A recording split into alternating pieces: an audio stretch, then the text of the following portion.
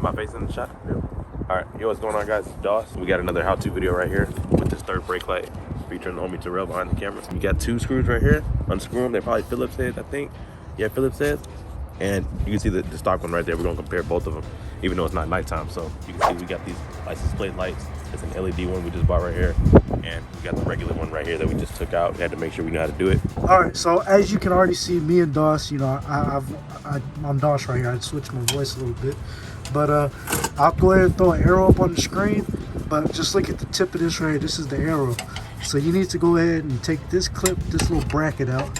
All you're gonna do, just like that, just, you know, use this as a pry. It's that easy. And look, you see it right here? It's that easy. That's all you gotta do. You take this, you push it through, and it comes out just like that. So this is another top shot. Instead of, there's a bracket right here. You can easily come down from this way. This is not gonna work. You need to come up to the very top, and this bracket needs to go in between this and the plastic. Not back here between these two. It goes between this one and this one. All right, we'll go back down.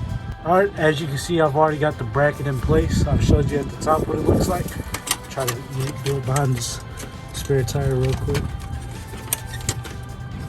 This is much easier if you don't have that spare tire and that toted receiver in the way. Comes a little mess. And just like that, it's in there just like that. Done. All right, but there you go. And that's it.